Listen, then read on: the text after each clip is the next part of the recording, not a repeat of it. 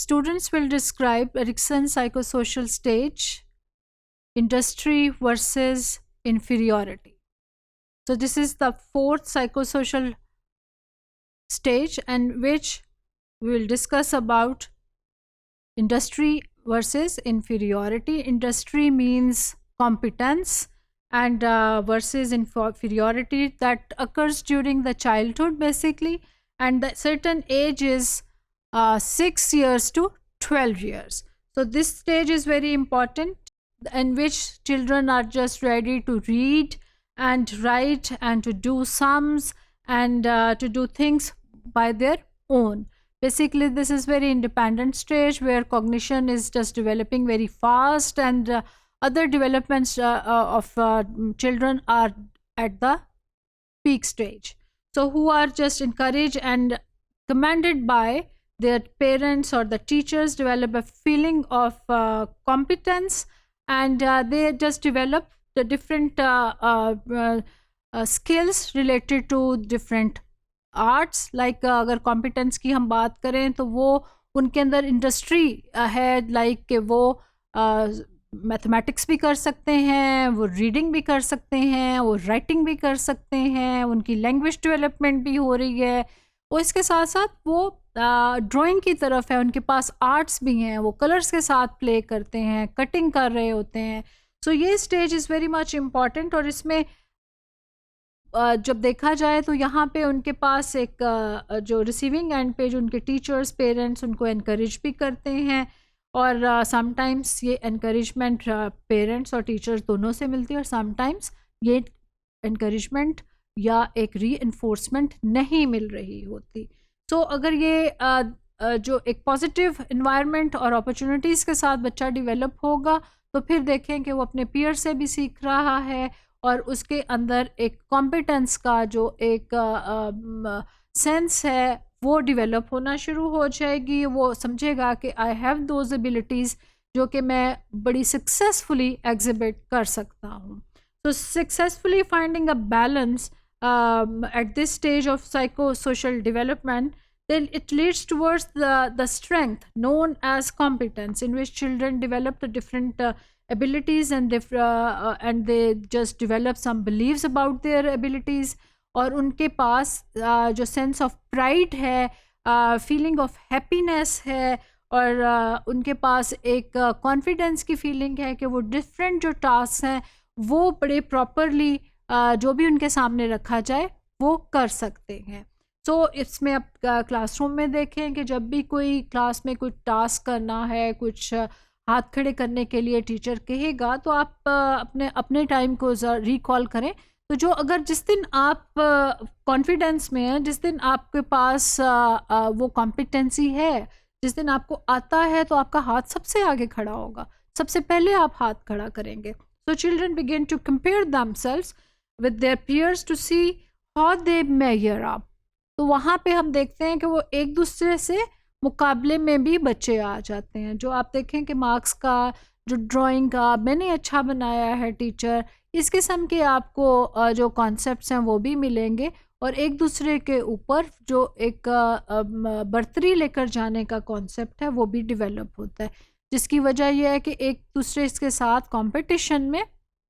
वो skill development की तरफ आएंगे, कॉम्पिटेंस की तरफ आ रहे होते हैं. उनके अंदर एक कॉन्सेप्ट ऑफ इंडस्ट्री आ रहा होता है कि yes, I am capable of doing all such things. तो इधर they develop a sense of pride, अगर उनके पास है तो वो फिर प्राइड का एक सेंस होगा, एक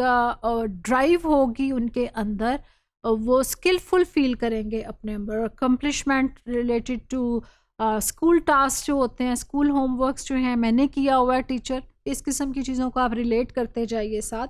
स्पोर्ट्स में एंड सोशल एक्टिविटीज़ में जो है वो भी आपको बच्चे ऐसे आगे आगे नज़र आएंगे. और फैमिली लाइफ में भी ये जो बच्चे हैं अपना बेस्ट एफर्ट पुट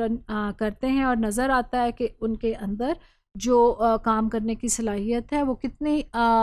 ऑर्गेनाइज्ड वे में सामने नज़र आ रही है. और अगर हम देखें कि थोड़ी इनएडिक्वेसी है, अगर उसके अंदर ये चीज़ें डेवलप नहीं हो रही हैं,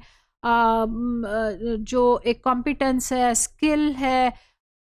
एक जोश से सही तरीके से काम करना नहीं आ रहा, तो फिर क्या है, इनएडिक्वेसीज बढ़ेंगी बच्चे के पास, और फिर हम देखेंगे कि वो जो एक रिक्वायर्ड मेजर्स हैं उस तक पूरा नहीं उतर रहा होता। वहाँ पे क्या फीलिंग आती है, जो बच्चे अच्छा नहीं पढ़ रहे होते and they don't have to just good relationship with others, तो ये बच्चों के अंदर एक इन्फीरियॉरिटी जो कॉम्प्लेक्स है, फीलिंग है, लो सेल्फ एस्टीम की बात है, वो डेवलप होना शुरू हो जाती है। और फिर आप देखें कि वो इन एडोलेसेंट में भी इसी को ट्रांसफ़र हो रही होती है, और जब बड़े होने तक ये जो इन्फीरियॉरिटी कॉम्प्लेक्स है वो साथ साथ चलता जा रहा होता है। तो हम देखें कि टीचर्स जो हैं वो किस तरीके से इस थ्योरी को अप्लाई करेंगे कि इंडस्ट्री वर्सेस इन्फीरियॉरिटी में, और कहाँ वो बैलेंस लेकर आएंगे कि जो बच्चे पीछे रह गए हैं, जो अभी इनएडिक्वेट हैं, जो इतनी कॉम्पिटेंस उनके अंदर डेवलप नहीं हुई, तो फिर उनको किस किस्म की अपॉर्चुनिटीज़ प्रोवाइड की जाए कि वो भी एक अपनी महारतें जो हैं, स्किल्स जो हैं, वो सीख सकें। सो टीचर्स को चाहिए कि they should help children to win recognition and learn confidence by making things. कुछ ऐसी चीज़ें, कुछ ऐसे प्रोजेक्ट्स याद रखें कि बच्चों को देने होते हैं, जिसे मैं हमेशा कहती हूँ कि ओपन प्रोजेक्ट्स दें जिसमें बच्चों की इन्वॉल्वमेंट हो, वो खुद से काम करने की सलाहियत रखें, ऑर्गेनाइज करें, और उनमें उनकी प्रॉब्लम सॉल्विंग और क्रिटिकल स्किल्स भी सामने हैं। So they just develop something new. तो वहाँ पे अब अगर अपॉर्चुनिटीज़ मिलेंगी तो फिर वो बच्चे जो फील कर रहे हैं कि वो पीछे रह गए हैं या उनको नहीं इतनी स्किल, तो वो भी साथ शामिल होते चले जाएंगे। So help ensure that children are successful in literacy skills and learning to read. Literacy skills में हम बात कर चुके हैं अभी कि उनकी रीडिंग, राइटिंग, मैथमेटिक्स,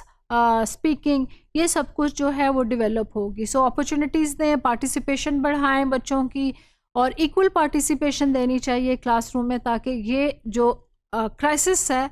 जो इंडस्ट्री और इन्फीरियॉरिटी का जो इम्बैलेंस होना है, उसको आप टेकअप कर सकें। So provide support for students who seems confused और डिस्करेज्ड, और इस किस्म की एक्टिविटीज़ और रिमीडियल क्लासेस, उनको टाइम देना, उनके साथ बैठना,